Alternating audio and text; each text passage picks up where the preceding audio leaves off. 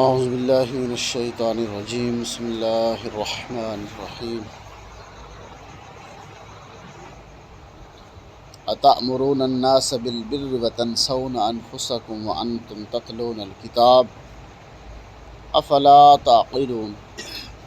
واستعینوا بالصبر والصلاة وانہا لکبیرۃ الا علی الخاشعین الذين يظنون أنهم ملاقو ربهم وأنهم إليه راجعون يا بني إسرائيل اذكروا نعمتي التي أنعمت عليكم وأني فضلتكم على العالمين واتقوا يوما لا تجزي نفس عن نفس شيئا ولا يقبل منها شفاعة ولا يؤخذ منها عدل ولا هم ينصرون صدق اللہ مولانا۔ پچھلی آیات کے اندر فرمایا تھا وَلَا تَلْبِسُوا الْحَقَّ بِالْبَاطِلِ وَتَكْتُمُوا الْحَقَّ وَأَنْتُمْ تَعْلَمُونَ۔ کیا فرمایا تھا کہ میری آیات کو تھوڑی قیمت کے بدلے میں فروخت نہ کرو اور مجھ سے ڈرو۔ تھوڑی قیمت سے مراد کیا ہے کہ اگر ساری دنیا بھی اللہ کے یہ آیات کے بدلے میں دے دی جائے تو کیا ہے، کم ہے کہ تم کیا ہے رد و بدل کرتے ہو، مال و دولت لے لیتے ہو، احکام کو بدل دیتے ہو۔ ولا تلبسوا الحق، اور کیا کرتے ہو، حق کو باطل کے ساتھ کیا کرتے ہو، ملا دیتے ہو اور حق کو چھپا لیتے ہو، یعنی باطل جو چیز ہے اس کو حق بنا کے ثابت کر دیتے ہو، پیش کر دیتے ہو۔ ایسا کام نہ کرو اور حق کو چھپاؤ نہیں، وانتم تعلمون، حالانکہ تم جانتے بھی ہو کہ حق کیا چیز ہے۔ یعنی حق کو جاننے کے باوجود کیا ہے، مال و دولت کے چکر کے اندر، پیسے کے چکر کے اندر، دولت کے چکر کے اندر کیا کرتے ہو، تم حق کو چھپاتے ہو اور باطل کو حق بنا کے پیش کر دیتے ہو، اور اس بات کو تم جانتے بھی ہو۔ واقیموا الصلاۃ وآتوا الزکاۃ، تو کیا کرو، نماز قائم کرو، زکوٰۃ ادا کرو۔ یعنی یہ ساری چیزیں کیوں پیدا ہوتی ہیں کہ ان کے اندر ایک حب مال تھا اور ایک حب جاہ تھا، یعنی مال کی محبت اور معہدے کی یعنی شہرت کی محبت ان کے دلوں کے اندر تھی۔ واقیموا الصلاۃ وآتوا الزکاۃ، نماز قائم کرو اور زکوٰۃ ادا کرو۔ نماز قائم کرنے سے کیا ہوگا، حب جو ہے جاہ ختم ہو جائے گی، کیونکہ جب نماز کے اندر مشغول ہو جاؤ گے، عاجزی کے ساتھ عاجزی آئے گی تو کیا ہے، تو تمہیں جو یہ دل کے اندر خواہش پیدا ہوتی ہے کہ ہمارا مرتبہ زیادہ ہو جائے، ہماری شہرت زیادہ ہو جائے۔ اور آتوا الزکاۃ، اور جب زکوٰۃ ادا کرو گے تو حب مال بھی ختم ہو جائے گی، یعنی اس میں سے جب تمہیں حصہ اللہ کا نکالنا پڑے گا تو کیا ہے، وہ دل پہ پتھر رکھ کے تم نکالو گے، وہ مال کی محبت بھی تمہاری کیا ہو جائے گی، کم ہو جائے گی۔ وَارْكَعُوا مَعَ الرَّاكِعِينَ، اور رکوع کرو رکوع کرنے والوں کے ساتھ، یعنی یہاں سے جماعت کا حکم دیا گیا ہے۔ ہمارا کہ جو شخص یہ چاہتا ہے کہ کل قیامت کے دن اللہ کے سامنے مسلمان بن کے پیش ہو تو اس کو چاہیے کہ وہ نمازوں کو ایسی جگہ ادا کرنے کی کوشش کرے جہاں اذان ہوتی ہے، یعنی مسجدوں میں نماز جماعت کے ساتھ نماز ہوتی ہے تو وہاں ہی کیا کریں، نماز ادا کی جائے۔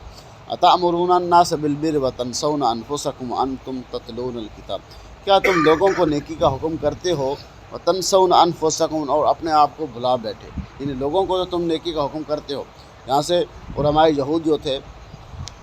وہ اپنے ماننے والوں کو، متبعین کو یہ تلقین کرتے تھے جب بھی ان کے پاس جاتے تھے کہ آخری پیغمبر جو آ چکے ہیں یا آنے والے ہیں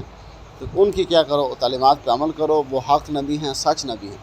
تو اللہ نے ان کی یہ بات نقل کی، تأمرون الناس بالبر، کہ لوگوں کو تو تم نیکی کا حکم کرتے ہو کہ حق آ چکا ہے، قرآن جو حق ہے وہ اسلام کی تعلیمات جو ہے وہ حق ہے، وتنسون، اور خود عمل نہیں کرتے ہو، وتنسون انفسکم، یعنی اپنے آپ کو بھلا بیٹھے ہو۔ صرف اس کی وجہ کی یہی تھی کہ جب آپ وہ کیا کرتے، ہماری مجبوری ہے کہ ہم اگر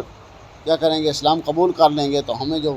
مال دیا جاتا ہے، یا ہمارا ایک مرتبہ ہے، ایک ہماری شہرت ہے، ہمارا ایک دبدبہ ہے، یا ہمارا ایک مقام ہے، وہ مقام ہمارا ختم ہو جائے گا، ہمیں مال نہیں دیا جائے گا۔ اس نے فرمایا کہ اتأمرون الناس، یعنی لوگوں کو تو نیکی کا حکم کرتے ہو، تنسون انفسکم، اور اپنے آپ کو بھلا بیٹھے، وانتم تتلون الکتاب، حالانکہ تم کتاب پڑھتے ہو۔ کتاب سے مراد یہاں تورات، زبور، انجیل، یعنی ان کو تم پڑھتے ہو، ان کے اندر یہ ساری چیزیں لکھی ہوئی ہیں کہ نبی جو آئیں گے وہ حق ہوں گے، اور ان کے اوپر جو کتاب نازل کی جائے گی یعنی قرآن مجید وہ بھی حق ہوگی۔ ان ساری چیزوں کے جاننے کے باوجود، پڑھنے کے باوجود، تمہیں علم ہونے کے باوجود پھر بھی کیا کرتے ہو، ان کو تو نیکی کا حکم کر رہے ہو، ٹھیک ہے، لیکن ایک بات پہ تم عمل کر رہے، لیکن دوسری بات کہ اپنے آپ کو تم نے کیا کر دیا ہے، بھلا دیا ہے، اپنے آپ اس پہ عمل نہیں کرتے، حالانکہ تورات زبور انجیل تم پڑھتے، افلا تعقلون، اور پھر بھی تم سمجھتے کیوں نہیں ہو۔ وما واستعینوا بالصبر والصلاۃ، اب اللہ نے ان کو ایک وظیفہ بتایا ہے، واستعینوا بالصبر والصلاۃ، کہ تم کیا کرو، نماز کے ذریعے اور صبر کے ذریعے اللہ سے مدد چاہو، یعنی تمہیں یہ جو یعنی مال کی محبت یا عہدے کی محبت، مرتبے کی جو محبت ہے وہ تمہیں اس طرف نہیں آنے دیتی، تو تم کیا کرو، واستعینوا بالصبر، صبر کے ذریعے اللہ سے مدد کرو، یعنی جب مال کی محبت کم ہوگی، مال تمہارے پاس تھوڑا ہوگا تو اس پہ کیا کرو گے، صبر کرو گے، تو صبر کے ذریعے سے اس یعنی مشقت آئے گی، لیکن جب صبر کرو گے ان اللہ مع الصابرین، جو صبر کرتے ہیں اللہ تعالیٰ کی مدد ان کے ساتھ ہو جاتی ہے۔ یہ جب تم صبر کر لو گے مال کی کمی کے اوپر تو کیا ہوگا، تو پھر اللہ تمہاری مدد کرے گا۔ والصلاۃ، اور نماز کے ذریعے سے مدد کرو، یعنی جو تمہیں حب مرتبہ کی پڑھی ہوئی ہے ہر وقت، تو کیا کرو، نماز کے اندر مشغول ہو جاؤ، نماز کے ذریعے اور صبر کے ذریعے اللہ سے مدد کرو گے، چاہو گے تو کیا کرو گے، اللہ تعالیٰ تمہاری کیا کریں گے، مدد کریں گے۔ نماز کے ذریعے سے تمہارے اندر جو مال کا مرتبہ ہے اور عہدے کا جو مرتبے کا تمہارے دل کے اندر محبت ہے، وہ محبت تمہاری کیا ہو جائے گی، ختم ہو جائے گی، کیونکہ نماز کے اندر عاجزی ہے اور اللہ کے سامنے جھکنا ہے، اور مرتبے کے اندر، دبدبے کے اندر عاجزی نہیں ہوتی بلکہ تکبر ہوتا ہے، بندے کے پاس کوئی مرتبہ ہے، کوئی مقام ہے، کوئی عہدہ ہے، تو کیا اس کی اکڑ اس کے اندر موجود ہوتی ہے، فرمایا کہ اس اکڑ کو کس طرح ختم کیا جائے، تم عاجزی کے ساتھ اللہ کے سامنے نماز ادا کرو، عاجزی کے ساتھ اللہ کے سامنے جھکو، اور واستعینوا بالصبر والصلاۃ، نماز کے ذریعے، اور وَإِنَّهَا لَكَبِيرَةٌ إِلَّا عَلَى الْخَاشِعِينَ، اور کیا ہے، یہ بات بھاری ہے لوگوں پہ، لیکن جو خاشعین، جو اللہ سے ڈرنے والے ہوں ان کے اوپر بھاری نہیں ہے، یعنی نماز کے ذریعے سے طلب کرنا مدد کو، اور صبر کے ذریعے سے طلب کرنا، اور یہ خشوع اور خضوع کے ساتھ نماز پڑھنا، اور خشوع اور خضوع کیا ہے، یعنی دھیان کے ساتھ، توجہ کے ساتھ، ان کو پوری رعایت کے ساتھ، آداب کے ساتھ، سنتوں، واجبات، فرائض، ہر چیز کی رعایت کرتے ہوئے نماز کو ادا کرنا۔ خشوع کیا ہے، یعنی ہر چیز کے اندر خشوع کو پیدا کرنا، خشعت الاصوات، یعنی نماز اپنی آوازوں کے اندر بھی خشوع پیدا کرو، کیا ہے، یعنی اپنی آوازوں کو دھیما رکھو، اپنی نماز کو آہستہ رکھو، زیادہ اونچا نہ بولو، لیکن یعنی ایسی آواز کہ اتنی بھی دھیمی نہ ہو کہ لوگوں کو سنائی نہ دے، اور اتنی اونچی کہ لوگوں کو کیا ہے وہ ان کے کان پھٹنے لگے۔ اور اسی طرح نماز کے اندر خشوع کیا ہے، حضرت عمر رضی اللہ تعالیٰ عنہ فرماتے ہیں، امام نخعی رحمۃ اللہ علیہ نے فرمایا کہ حضرت عمر رضی اللہ تعالیٰ فرمایا کرتے تھے، موٹا کپڑا پہننے سے یا کم کھانے سے خشوع پیدا نہیں ہوتا، جو گردن جھکا کے تم اللہ کی عبادت کرتے اس سے خشوع نہیں، خشوع یہ ہے کہ تم شریف اور رذیل کے اندر برابری پیدا کر دو، یعنی جو شریف ہے یا جس کے اوپر تہمت لگائی گئی ہے اس کے اندر ساری چیزیں جو ہے تمہارے اندر برابری ہو، اور ہر چیز کے اندر جب تمہیں منصف مرا دیا جائے تم انصاف کرو، اور لوگوں کے ساتھ برابری کا، حسن سلوک کا کیا کرو، ان کے ساتھ معاملہ فرماؤ، تو یہ ہے ہر چیز کے اندر خشوع، یعنی اللہ سے ہر وقت ڈرتے رہو۔ اس صرف نماز کے اندر خشوع نہیں، اپنی آوازوں کے اندر بھی خشوع ہو، تمہاری زندگیوں کے اندر بھی خشوع اور خضوع ہو، یعنی وہاں بھی تم نے آداب کی رعایت رکھنی ہے کہ ہمارے پڑوسی کا کیا حقوق ہے، ہمارے والدین کے ہمارے اوپر کیا حقوق ہیں، ہمارے بیوی بچوں کے ہمارے اوپر کیا حقوق ہیں، ان ساری چیزوں کو لے کے کیا کرو، ان کو زندگی گزارو گے تو پھر کیا ہے، اس حضرت لقمان حکیم نے بھی کیا فرمایا تھا کہ بیٹے کو کیا کرو، اپنی آواز کو بخشعت الاصوات، اپنی اذان یعنی آواز کو دھیمی رکھو، کیونکہ سب سے اونچی آواز کس کی ہے، وہ گدھے کی آواز ہے، ان انکر الاصوات لصوت الحمیر، کہ یہ کیا ہے، گدھے کی آواز ہے، اس لیے وہ کیا ہے، وہ اونچی ہے، لیکن کیا ہے، ایسی جگہ میں حضرت عمر رضی اللہ تعالیٰ عنہ جب چلتے تھے تو تیزی کے ساتھ چلتے تھے، جب بولتے تھے اونچا بولتے تھے، تو فرمایا کہ ایک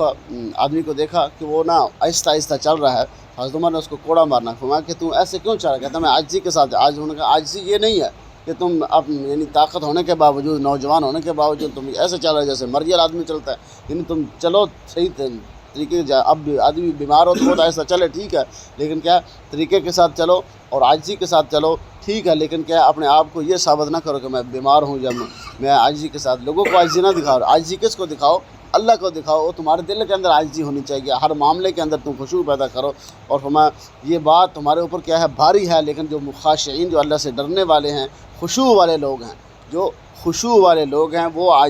ان کے لیے نہ نماز بھاری ہے نہ صبر کرنا بھاری ہے، کوئی چیز بھی ان کے لیے بھاری نہیں۔ الذین یظنون انہم ملاقو ربہم، وہ لوگ تو کیا گمان کرتے ہیں اپنے رب سے ملاقات کی، وانہم الیہ راجعون، وہ اس طرف ضرور کیا ہے لوٹائے جائیں گے اللہ کی طرف۔ جہاں سے پھر اللہ نے بنی اسرائیل کا تذکرہ فرمایا، یا بنی اسرائیل اذکروا نعمتی التی، اے بنی اسرائیل یاد کرو میری اس نعمت کو جو میں نے تمہارے اوپر کی، وانی فضلتکم علی العالمین، اب میں نے فضیلت دی ہے تم کو تمام جانوں پر۔ اب یہ فضیلت جو ہے تمام جانوں سے مراد کیا ہے؟ اب اس وقت تو امت محمدیہ صلی اللہ علیہ وسلم نہیں تھی، تمام جہان سے مراد پہلی امتیں ہیں۔ اللہ نے بنی اسرائیل کو جو فضیلت دی ہے اس امت سے زیادہ فضیلت نہیں ہے، کیونکہ یہ امت جو ہے وہ فضیلت والی امت ہے، آخری امت ہے، اور اللہ نے جس طرح آپ وسلم کو فضیلت عطا فرمائی اس طرح آپ کی اپنی امت کو بھی کیا ہے فضیلت عطا فرمائی، کہ جو علی العالمین ہے یہ آپ سے پہلے جتنی امتیں ہوئی ہیں ان کے اوپر فرمایا کہ میں نے تمام جہان والوں پر تم نے کیا ہے فضیلت عطا فرمائی۔ واتقوا یوما لا تجزی، اور ڈرو تم اس دن سے جس دن لا تجزی نفس عن نفس، کوئی بھی نفس کسی کا بدلہ نہیں ہوگا، شیء کچھ بھی، ولا یقبل منہا، کچھ بھی کسی سے قبول نہیں کیا جائے گا، نہ کسی شفاعت قبول کی جائے گی، ولا یؤخذ منہا عدل، نہ کسی سے بدلہ لیا جائے گا، یعنی کوئی مال لے کے نہیں تمہیں چھوڑا جائے گا، ولا ہم ینصرون، اور نہ تمہاری کوئی مدد کرنے آئے گا۔ یعنی اللہ نے بنی اسرائیل کو فضیلتیں گنوائیں، آگے ان کی فضیلتوں کا اللہ نے تذکرہ فرمایا دو چار، یعنی ہم نے تمہارے اوپر کیا انعامات کیے، تم نے کیسے فضیلت عطا فرمائی ہے، تم کیا کرو اس دن سے ڈرو۔ دنیا کے اندر تو بندے ایک بندہ دوسرے کے کام آ جاتا ہے، کوئی کسی کی سفارش کر دیتا ہے، کوئی کسی سے بدلہ لے کے کوئی چھوٹ جاتا ہے، لیکن قیامت کے دن نہ تمہاری کو مدد کی جائے گی، نہ تم سے کوئی بدلہ لیا جائے گا، نہ تمہاری شفاعت کی جائے گی، یعنی کوئی بھی کسی کے کام نہیں آئے گا۔ وہاں نفسی کا عالم ہوگا، اپنا ہی کیا ہوا کیا ہوگا کام آئے گا۔ اللہ عمل کی کوشش۔